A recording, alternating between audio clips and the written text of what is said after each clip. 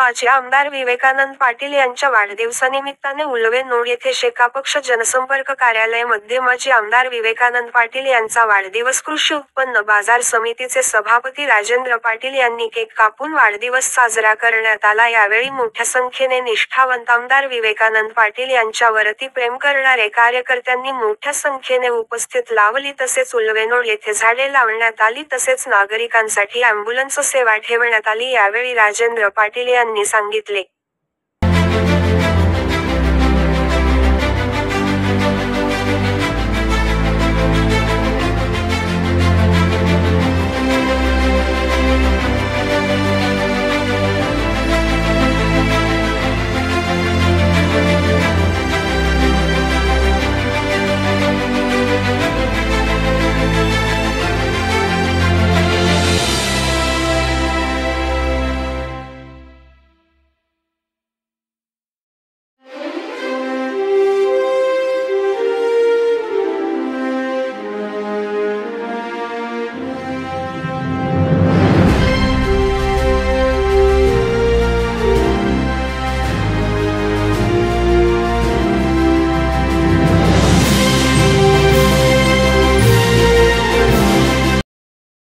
आणि त्यांचं या निमित्तानं प्रत्येक वर्षी आम्ही हा साजरा करत असतो।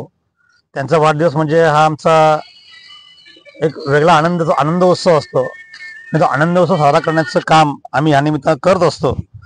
त्याच्यामुळे बाकी राजकीय गोष्ट न घेता त्या विवेक पाटलांनी आम्हाला घडवलं त्यांची जाणीव ठेवण्याचं काम या निमित्तानं आम्ही करतोय। आणि वृक्षारोपण करण्याचा हेतूच आहे की आता तुम्ही बघितलं असाल ठिकठिकाणी दुष्काळ पडतोय।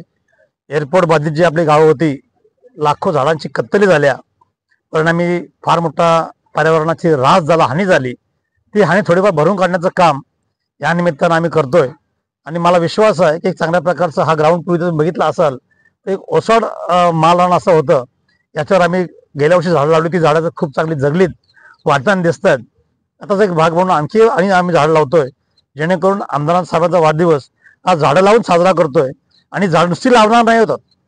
मागे 2-3 वर्षापूर्वी मंत्री सुधीरभाऊ मुनगंटीवार यांनी 3.5 कोटी झाडं लावली होती। 3.5 कोटी झाडं लावून 3.5 कोटी जगलीत की 3.5 लाख जगलीत, 3.5 जगलीत माहिती नाही। परंतु आम्ही मात्र रोटरी क्लब ऑफ पनवेलच्या डॉक्टर गुणे साहेबांचं एक त्यांचं जे कामाचं पद्धत आहे, त्यांनी जे झाड लावून झाड दत्तक घेतलं होतं, त्यात म्हणजे मी माझ्या आईच्या नावाने झाड दत्तक घेतलेली आहेत। तसं इथं 40+ क्रिकेटचे लोक खूप इथं खेळतात। या प्रत्येकाला आम्ही एक झाड दत्तक देणार आहोत आणि त्याचं संवर्धन आणि संगोपन करण्याचं काम ते करतील अशी मला खात्री आहे। जेणेकरून लावलेलं झाड हे जगायलाच पाहिजे, या नावाचे आमचं उद्दिष्ट आहे। साहेब, आज आमदार विवेक पाटील साहेब आपल्या या सोहळ्याला नाहीये, तुम्ही त्यांच्या तालमीत घडलेले सगळे निष्ठावंत कार्यकर्ते आहात। साहेब, कसं बघताय आज साहेब तुमच्यात नाहीयेत, या सगळ्या आनंद सोहळा पाहण्यासाठी साहेब हवे होते, काय तुमची भावना आहे? खरं पाहता 10 जूनला ते येणार होते अशी चर्चा होती। ते आले असते तर मोठे जंगी मिरवणूक त्याचं स्वागत केलं असतं। तो नियतीला काय ते मान्य नसेल, ते जरी काही असलं तरी आमदार विवेक पाटील साहेबांनी आम्हाला घडवलेले आहेत। त्याच्यामुळे त्यांच्या पावला टाकूनच आम्ही पुढचं काम करणार आणि येणारा पुढचा विधानसभेचा उरणचा आमदार हा महाविकास आघाडीचाच होईल याची शाश्वती तुम्हाला जाणून देतो। एकीकडे साहेब शेतकरी कामगार पक्षाला कुठेतरी गळती लागलेली असताना तुम्ही तुमच्यासारखे निष्ठावंत कार्यकर्ते एवढा विश्वास देताय की तुम्ही मगाशी बोलताना सांगितलं की लोकसभेच्या निवडणुकीनंतर विधानसभा नक्कीच महाविकास आघाडीकडे म्हणजे शेतकरी कामगार पक्ष या सगळ्या मित्र पक्षांकडे तो आमदारकी काय नेमकं ते सांगायचं? खासदार बारणे साहेबांनी प्रचंड प्रमाणात पैसे देऊन सुद्धा मताला 500 रुपये प्रत्येकी वाटून सुद्धा ते 13,700 मतांनी उरण विधानसभेमध्ये मागे आहेत। याच्या पुढचं आम्हाला असं वाटतं की कमीत कमी 20 फरकाच्या लिडिंगनी महाविकास आघाडीचा पुढचा आमदार निवडून येईल याची आम्हाला खात्री आहे। आणि दुर्दैव असं वाटतंय मित्रांनो की आज तुम्ही जर मराठवाडा पश्चिम महाराष्ट्राचं बघितलं तर त्या ठिकाणी प्रत्येक शेतकऱ्यांनी, कांदा उत्पादकांनी, कापूस उत्पादकांनी फार मोठा दणका सत्ताधाऱ्यांना दिला होता। पण जे बारणे साहेब गेल्या 10 वर्षामध्ये बघायलाच नाही आले। विमानतळामध्ये जे आंदोलनं झाली त्या आंदोलनामध्ये ढुंकून सुद्धा बघायला नाही आले, तरी सुद्धा त्या लोकांना ह्या मोठ्या प्रमाणात इथं मतं पडली। मला वाटतं बारणे साहेब कमीत कमी 50,000 मागे जायला पाहिजे होते। तो उत्तर महाराष्ट्र शेतकऱ्यांचा जो रोष आहे, जी एकी आहे, ती माझ्या प्रकल्पग्रस्तांनी जर दाखवली तर 100% पुढच्या वेळी मोठ्या फरकाने महाविकास आघाडीचा आमदार निवडून येईल। धन्यवाद. विधानसभा मतदारसंघ हा शेतकरी कामगार पक्षाचा बालेकिल्ला म्हणून आजही समजला जातो. कारण तुमच्यासारखे निष्ठावंत कार्यकर्ते भागामध्ये आहेत. गेल्या 5 वर्षा अगोदर ती विधानसभेची निवडणूक झाली त्यावेळी मनोहर भोईरांना उमेदवारी देण्यात आली होती.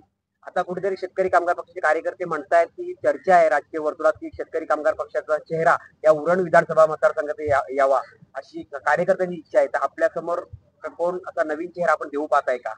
आम्ही महाविकास आघाडीचे घटक पक्ष आहोत. महाविकास आघाडीच्या घटक पक्षाच्या वतीनं जो कोण उमेदवार मिळेल त्याचं आम्ही काम करणार. थँक्यू.